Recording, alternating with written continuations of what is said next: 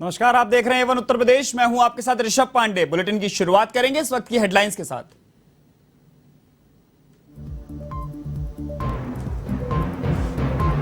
मुख्यमंत्री आदित्यनाथ योगी की अध्यक्षता में हुई कैबिनेट बैठक। कई महत्वपूर्ण मुद्दों पर की गई चर्चा। अतिवृष्टि से बचाने के लिए सरकारी मशीनरी को दुरुस्त रखने के निर्देश।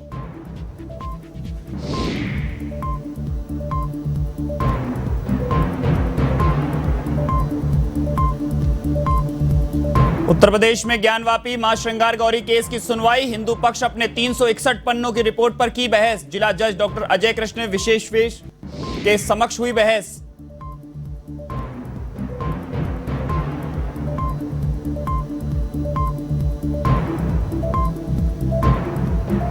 फर्रुखाबाद में पुलवामा शहीद विनोद पाल को दी गई अंतिम विदाई। राजकीय सम्मान से किया गया अंतिम संस्कार। अंतिम यात्रा में मंत्री धर्मपाल, जिला कलेक्टर, पुलिस के आला अधिकारियों ने भी दी श्रद्धांजलि।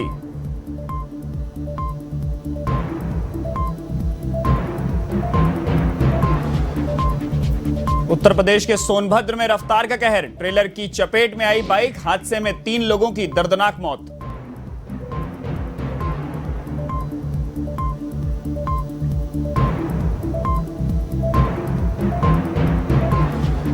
अमरोहा में पुलिस की 1 लाख के इनामी बदमाश के साथ मुठभेड़। गोली लगने से बदमाश समेत 1 सिपाही भी घायल।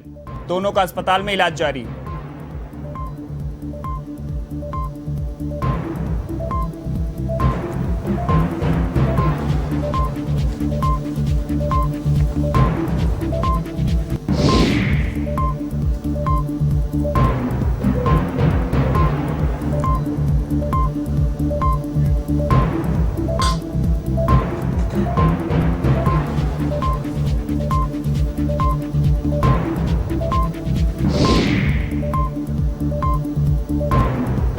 अब खबरें विस्तार से।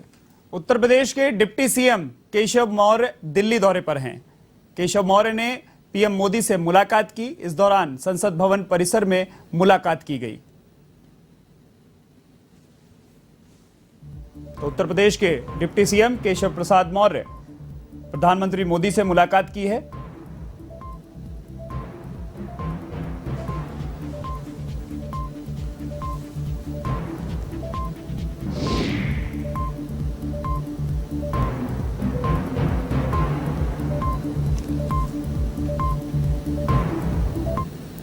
पुलवामा में शहीद हुए फर्रुखाबाद नगला विधि निवासी विनोद पाल को मंगलवार को राष्ट्रीय सम्मान के साथ अंतिम विदाई दी गई।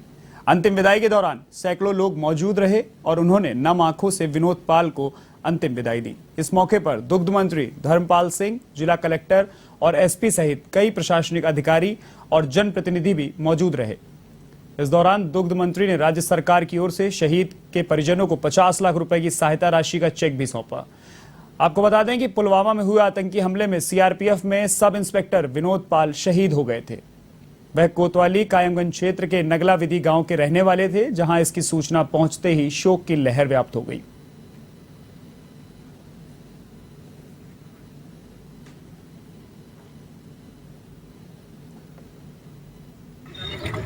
ये शहीद के प्रति और उसके परिवार के प्रति श्रद्धांजलि अर्पित करने के लिए और उन्होंने शहीद को सम्मान बढ़ाने का काम किया है। शहीद की विधवा को, परिवार को 50 लाख रुपए का एक चेक पहुंच गया। परिवार में एक नौकरी और शहीद के नाम से जिले में कोई सड़क बनाने का काम किया जाएगा। परिवार के लोगों ने अभी इच्छा व्यक्त की कि यहाँ स्मारक बना दिया जाए, तो हम स्मारक भी बनवा देंगे। इधर एडीजी प्रेम प्रकाश ने मंगलवार को कौशाम्बी में जनसुनवाई की। मंझनपुर एसपी कार्यालय में जनसुनवाई करते हुए एडीजी प्रेम प्रकाश ने शिकायतों का त्वरित समाधान करने का मौके पर ही निर्देश दे दिया। साथ ही उन्होंने पुलिस लाइन में परेड का निरीक्षण करते हुए मंझनपुर, कोतवाली और डायल 112 के वाहनों का निरीक्षण भी किया। इसके बाद उन्होंने जनप्रतिनिधियों की बैठक ली और कस्बे में फ्लैग मार्च निकाला गया। अपने इस दौरे के दौरान एडीजी ने एसपी कार्यालय में पौधारोपण भी किया और आम लोगों से भी पौधे लगाने की अपील की।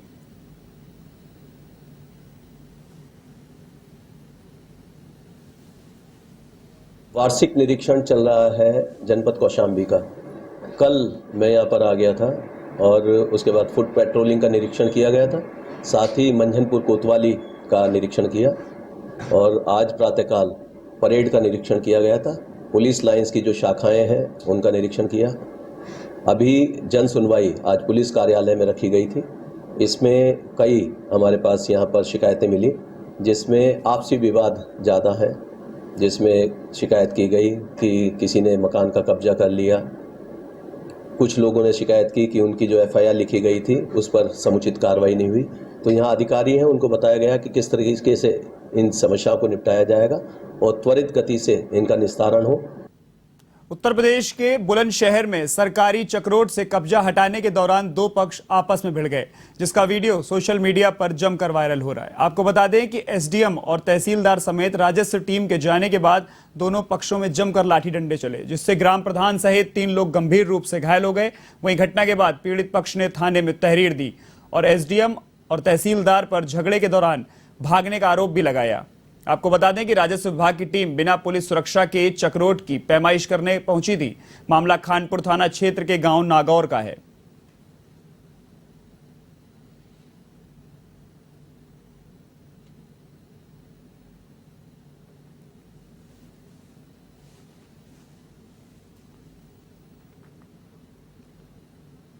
बुलंदशहर में कांवड़ यात्रा को लेकर स्थानीय प्रशासन ने तैयारियां पूरी कर ली हैं और सुरक्षा व्यवस्था की कड़ी इंतजाम किए गए हैं। वहीं गंगा उफान को लेकर भी डीएम सीपी सिंह ने बैठक ली और शिव भक्तों की व्यवस्था को लेकर अहम निर्देश जारी कर दिए हैं।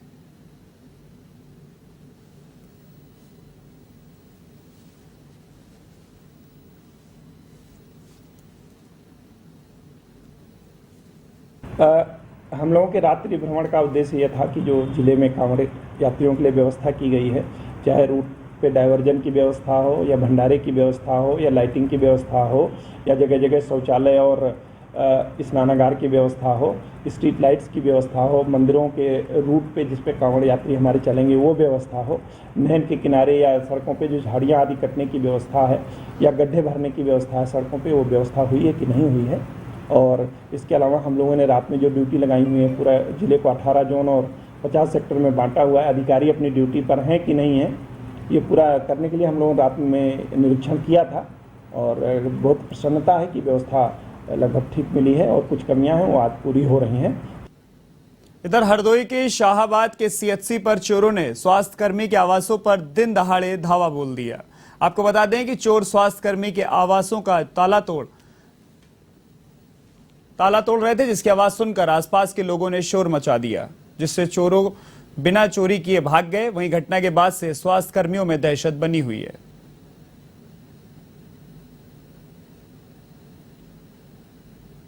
इस मिनट पे हम लोग ओपीडी में अस्पताल चला रहे थे, अस्पताल में काम कर रहे थे। उसी समय हमारे आवास पे एक आशुतोष कुमार सिंह का आवास है, एक मेरा आवास है, बीके मिश्रा के नाम से आवंटित है। उस आवास के चोरों ने 1:27 पे 5 ताले तोड़े और यहाँ पे चलते हुए आवास में चोरों का इस तरीके से घुसना बहुत खतरे की सूचना देता है कि हम लोग कैसे अपने सामान को और कैसे सुरक्षित रहेंगे। रात बिरात ड्यूटी करते हैं तो कैसे अपने को जान माल की क्षति कभी भी हो सकती है। कृपया इसका संज्ञान लिया जाए, ये बहुत ही अहम मुद्दा है अस्पताल के सुरक्षा के बारे में।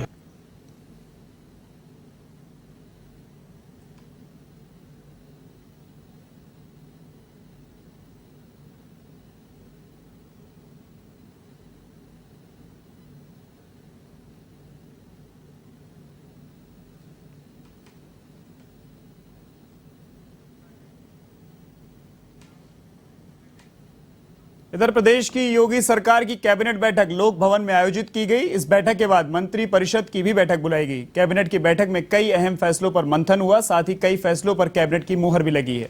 आपको बता दें, प्रदेश में बीते कई दिनों से निजी यूनिवर्सिटी को मान्यता देने पर चर्चा जोरों पर है। ऐसे में योगी आदित्यनाथ कैबिनेट में इस पर भी चर्चा की गई। साथ ही वाणिज्य कर विभाग में समायोजित होने वाले मनोरंजन कर विभाग के अधिकारियों कर्मचारियों के सेवा संवर्ग की नियमावली पर भी चर्चा की गई।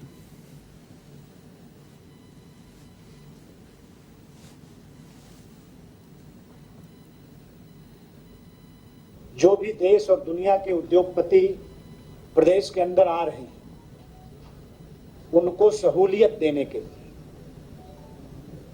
सरकार तमाम प्रयास कर रही है।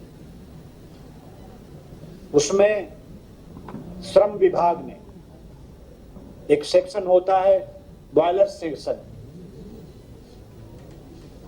उसके नियम में हम आज संशोधन कर रहे हैं। कहीं कोई बॉयलर्स में कोई छेड़छाड़ हो जाती थी, कहीं कोई बिना शासन प्रशासन को सूचना दिए उसको कहीं उठाकर एक जगह से दूसरे जगह कोई ले जाता था, कहीं एक। लखनऊ में लुलु मॉल विवाद पर मुख्यमंत्री योगी आदित्यनाथ की पहली बार प्रतिक्रिया सामने आई है। उन्होंने कहा कि एक मॉल को राजनीति का अड्डा बनाने का घिनौना प्रयास किया जा रहा है, सांप्रदायिक तनाव फैलाने की कोशिश हो रही है। प्रशासन इसको लेकर गंभीरता से ले और अनावश्यक बयानबाजी, सड़कों पर प्रदर्शन बर्दाश्त नहीं किया जाएगा। वहीं लुलु मॉल में नमाज पढ़ने वाले 4 आरोपियों को पुलिस ने हिरासत में ले लिया है। एक मॉल खुला है, वह मॉल अपने व्यवसायिक प्रतिष्ठान को लेकर काम कर रहा है और उसको लेकर के राजनीति का अड्डा बनाना, अनावश्यक बयानबाजी जारी करना और उसके नाम पर फिर सड़कों पे प्रदर्शन करके लोगों के आवागमन को बाधित करना और बार बार लखनऊ के प्रशासन से कहा गया सबके बावजूद भी अराजकता पैदा करने और सांप्रदायिक विद्वेष की स्थिति पैदा करने का जो कुत्सित प्रयास हो रहा है, यहाँ पे लखनऊ प्रशासन को बहुत गंभीरता से इसको लेना चाहिए। इस प्रकार की किसी भी शरारत को स्वीकार नहीं करना चाहिए। सख्ती से ऐसे तत्वों से निपटना चाहिए जो अनावश्यक मामलों को बढ़ावा देकर के माहौल खराब करने का प्रयास करते हैं। बहुत सारे माध्यम हैं, अगर किसी को सूचना लेनी है वे सूचनाएं उन लोगों से जाके ले सकते हैं, लेकिन कोई हस्तक्षेप करके आवागमन को बाधित करेगा। मैंने पहले कहा कि सड़कों पर या पूजा के लिए या किसी भी अन्य कार्यक्रम के लिए कोई जगह नहीं होनी चाहिए और इसको किसी भी प्रकार की अनुमति नहीं दी जानी चाहिए। जो शासन ने पहले से व्यवस्था बनाई है उसको हम सख्ती से लागू करें, इन चीजों को तय करें। इधर उत्तर प्रदेश में ट्रांसफर पोस्टिंग की धांधली के बाद पीडब्ल्यूडी मंत्री जितिन प्रसाद के ओएसडी अनिल कुमार पांडे को हटाया गया है। आपको बता दें, विभागीय जांच के बाद मंत्री जितिन प्रसाद के ओएसडी पर गाज गिरी है। वहीं पीडब्ल्यूडी चीफ मनोज गुप्ता पर कोई एक्शन नहीं लिया गया, जबकि एक विशेष सचिव नाम भी पोस्टिंग धांधली में शामिल बताया जा रहा है। फिलहाल शासन स्तर पर नरेंद्र भूषण की भूमिका भी संदिग्ध मानी जा रही है।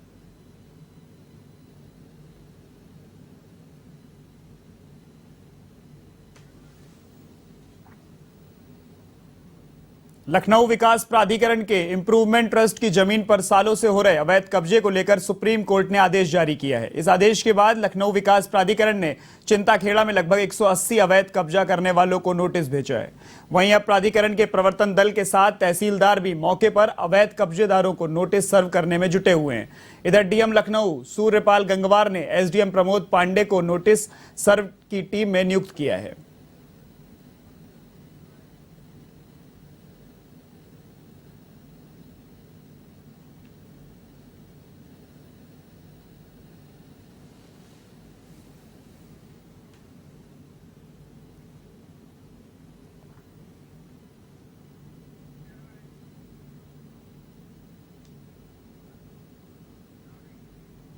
लखनऊ में बेसिक शिक्षा मंत्री संदीप सिंह के आवास के बाहर सैकड़ों अभ्यर्थियों ने विरोध प्रदर्शन किया है। साल 2016 में 12,460 पदों पर निकाली गई भर्ती को पूरा करने की मांग को लेकर अभ्यर्थियों ने विरोध जताया। साथ ही मंत्री के घर के बाहर सुंदरकांड का पाठ कर जल्द अपनी भर्ती प्रक्रिया को पूरा करने की मांग की।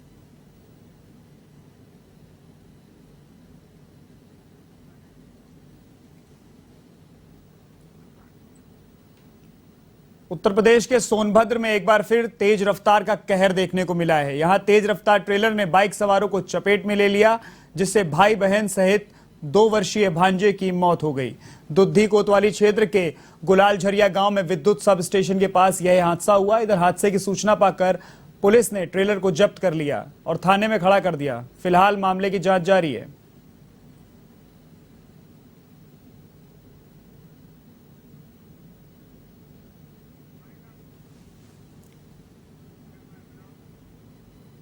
इस बुलेटिन में फिलहाल के लिए इतना ही। देश और दुनिया की तमाम खबरों के लिए देखते रहिए A1 टीवी। नमस्कार।